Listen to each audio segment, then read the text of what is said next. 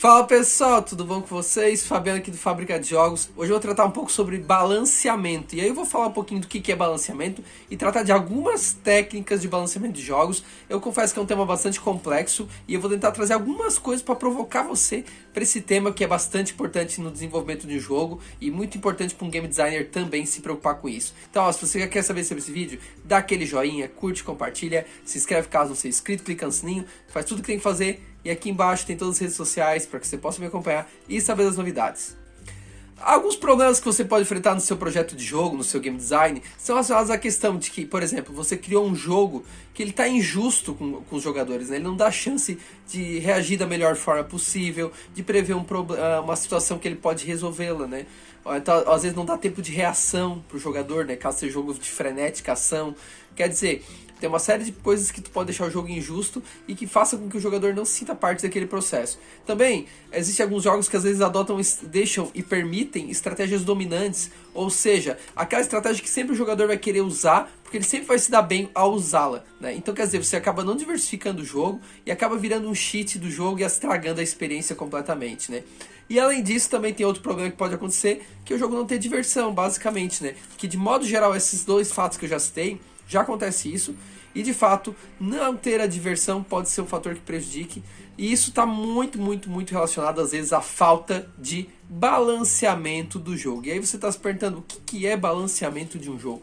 Balancear um jogo é você deixar o jogo de maneira que ele esteja divertido e justo para todos os jogadores, de forma que dê condições de que esses jogadores consigam vencer nele, né, e progredir dentro desse jogo, né? Então o balanceamento está muito relacionado a isso, por isso que a gente fala balancear, né, deixar muito alinhado o jogo para que as condições se mantenham o cara interessado pelo game também, né, e não seja muito difícil para o nível dele, nem muito fácil também, né. Isso está, claro, muito relacionado ao canal do fluxo, o canal de flow, né, que eu já falei em vários vídeos aqui no canal do Fábrica de Jogos sobre isso, né, a teoria do fluxo, e que com certeza vai fazer uma relação muito grande aqui com vocês, né? Como está aqui na imagem, né? Você pode ver que tem ali o desafio proporcionado pelo jogo e a habilidade que o jogador tem que desenvolver ao longo do processo. O ideal é sempre mantê-lo nesse canal, de forma que tenha altos e baixos de aprendizado, sim, para ele também ter um descanso, né? Mas veja que o desafio vai progredindo e vai aumentando, conforme a habilidade também vai aumentando também. Ou seja, eu vou propondo desafios mais desafiantes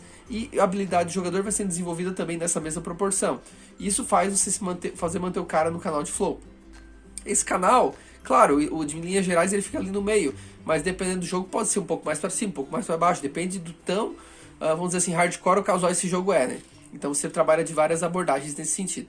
Alguns jogos de balanceamento nós vamos ter uma coisa muito perfeita, né, que a gente chama até de simetria, né? Vai ter uma simetria perfeita, ou seja, todo mundo começa nas mesmas condições de jogo igualmente. Então, jogos clássicos como xadrez, como damas, são jogos que têm essa simetria perfeita. Todo mundo começa com o mesmo conjunto de peças, todo mundo na mesma posição, tudo direitinho, né? Então esses jogos ele diz que eles são simétricos, né? Porque eles são perfeitos nas condições de início da partida, né?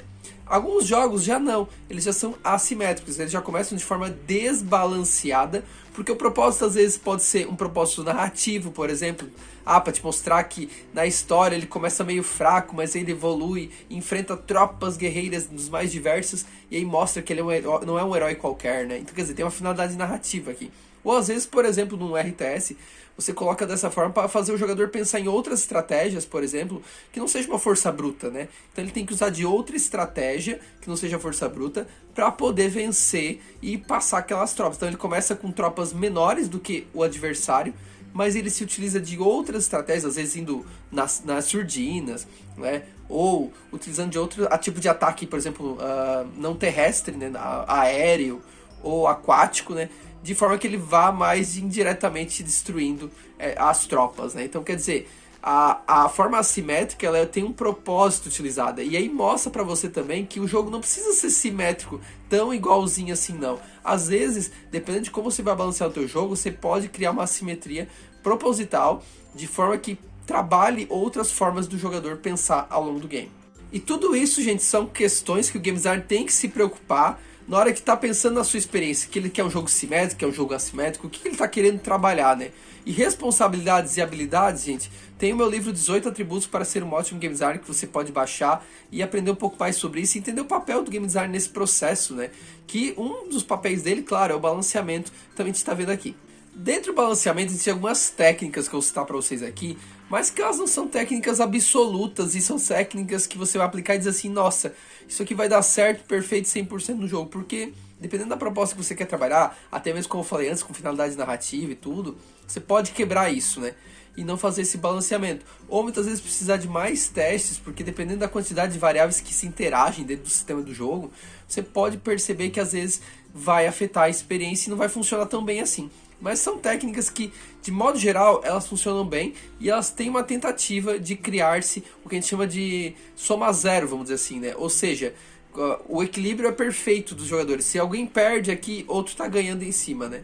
Então, basicamente é isso, soma zero. Onde um perde, outro ganha na mesma proporção, né? Que na verdade vem da teoria dos jogos, desse processo aí. A técnica mais clássica conhecida de balanceamento é a técnica do Jokenpô, né?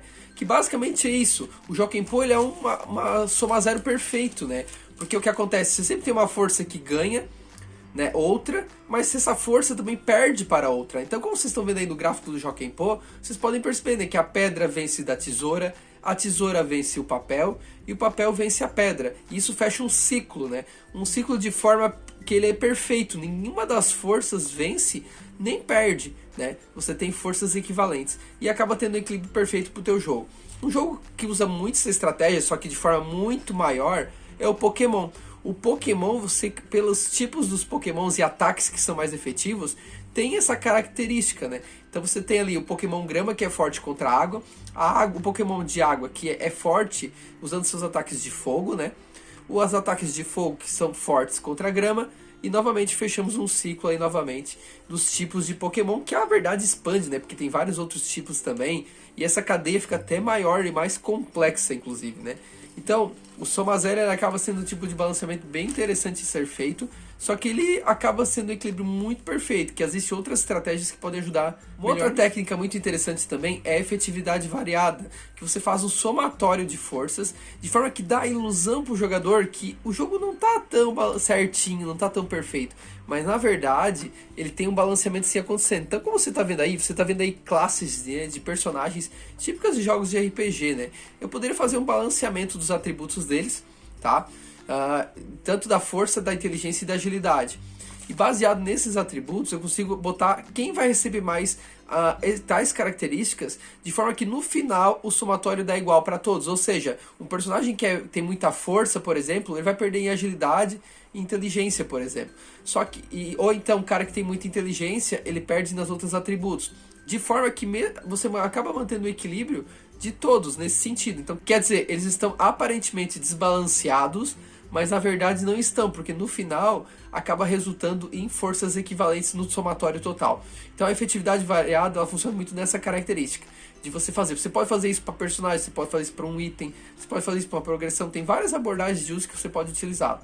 Um jogo como Fire Emblem Heroes, cara, ele usa esse tipo de característica. Quando você tem ali um ciclo de Jokenpô, por exemplo, entre os personagens, né, primeiramente, né, mas também tem o Jokenpô aplicado nas forças lá que espada vence a machado, machado vence lança e lança vence espada, né? Então isso é bem interessante, porque às vezes você vai ter também técnicas integradas, e não só uma, né? Aqui eu divido um pouco para ter uma forma mais didática, mas pode ter técnicas que se intercalam e se integram, e que até ficam um pouco mais complexas na sua abordagem, como a gente viu no Pokémon. Outra técnica também bem interessante é o da triangularidade, né? Que você tem o quê? Recompensas baixas dão esforço baixo dá recompensa baixa. Esforço alto da recompensa alta. Basicamente é isso que se fala a triangularidade, tá? É recompensar o esforço de acordo com o que o jogador faz.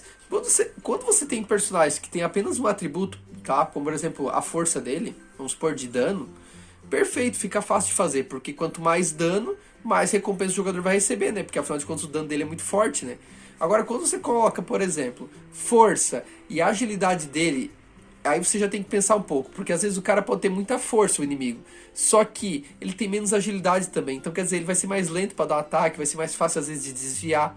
Então quer dizer, esse equilíbrio tem que ser mantido e nesse tipo de princípio de triangularidade, a gente consegue estabelecer probabilidades de forma que você mantenha também o somatório final igual, só que as variáveis, como você pode perceber, estão diferentes, né, nos seus valores. Então quer dizer, os valores são diferentes, mas a recompensa vai ser proporcional àquelas habilidades ali, mantendo o somatório igual. Nesse exemplo que vocês estão vendo aí, vocês estão vendo exatamente isso. Você tem dois personagens aí com força e com agilidade. Só que, devido às características diferentes deles, a gente faz uma recompensa diferente, mas proporcional no somatório final. Para não deixar tão desequilibrado assim o jogo e que isso se torne mais justo também, para recompensar o cara pela experiência que ele teve, pelo desafio que foi proposto para ele, para conseguir aquela recompensa, que no caso aqui são moedas, né? De maneira geral, gente, o balanceamento tem uma importância fundamental para a gente deixar a experiência do jeito que ela quer.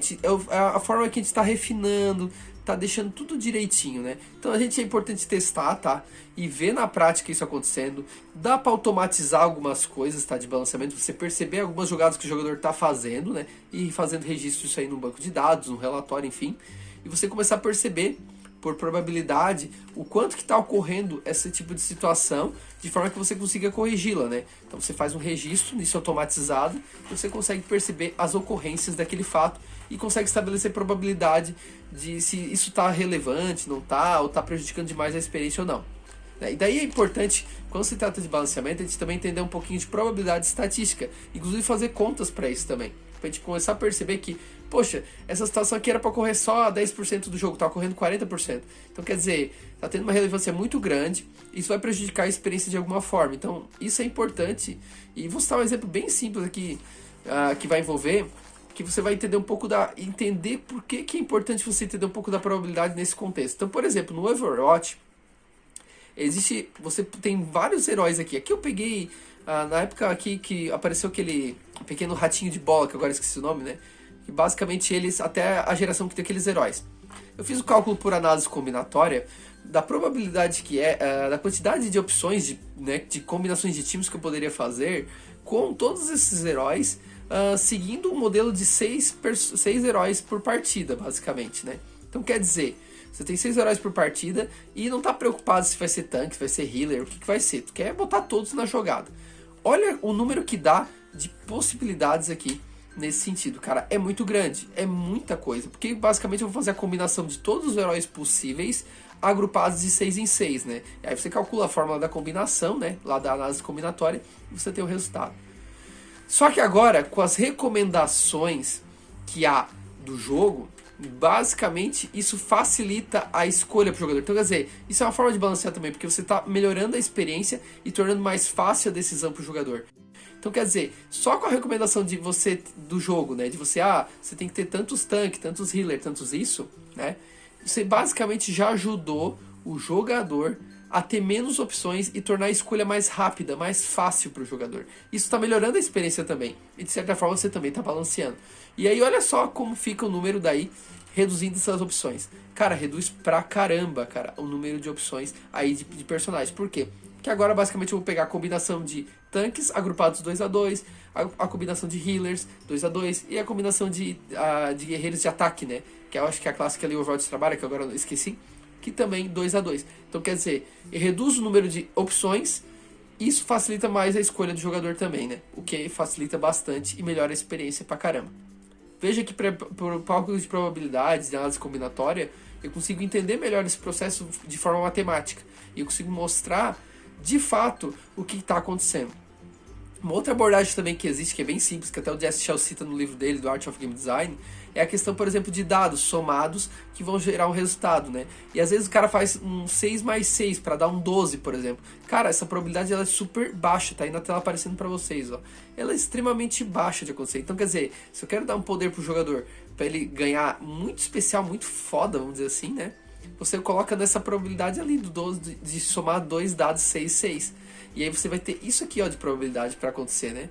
Bem baixo. Então pense sobre isso, porque você vai ter as probabilidades de somar das somas de dados, e aí você vai conseguir pensar melhor em que poder que eu vou dar para cada soma de dado, de forma que eu não deixe acontecer muito fácil certos poderes ou outros do meu game, no caso aqui de um jogo de tabuleiro de dados, né? Certo, galera? Então espero que eu trouxe um pouco de provocação para vocês em termos de balanceamento. Esse tema é bastante complexo, gente. Envolve economia, teoria de jogos, envolve uma série de coisas. Mas eu espero que você tenha sido sensibilizado para ele. E todos esses temas, gente, eu trato no meu curso Game Design Cycle. Um curso bacana aí para quem quer entender um pouco mais sobre game design, sobre projetos de jogos. E lá eu tenho um módulo específico só sobre balanceamento de games, que você pode aprofundar e aprender bastante aí e poder pensar nos seus jogos, como você pode trabalhar essa abordagem e pensar neles assim. E claro, gente, deixa aí para mim nos comentários se você conhece outra técnica de balanceamento e como que você entende que o balanceamento pode ajudar no seu game também, né? As suas experiências, conta para mim aí embaixo que vai ser bem legal para gente trocar uma ideia. E se você curtiu o vídeo, ó, dá aquele joinha, curte, compartilha, se inscreve caso você seja inscrito, clica no sininho, faz tudo que tem que fazer. E aqui embaixo tem todas as redes sociais para que você possa me acompanhar e saber das novidades, tá certo? Então, tchau pra vocês e até o nosso próximo vídeo aqui no canal do Fábrica de Jogos.